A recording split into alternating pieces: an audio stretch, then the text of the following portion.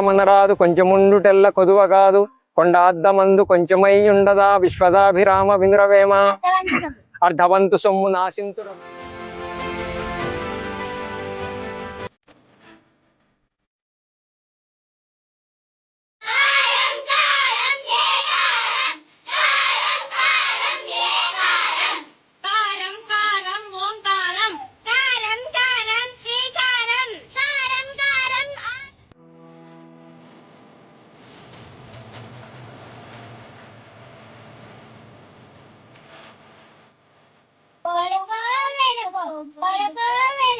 చెయ్యని కుండ పొయ్యని నీళ్ళు బయ్యని సున్నం తీయగనుండు ఏమిటది కొబ్బరికాయ.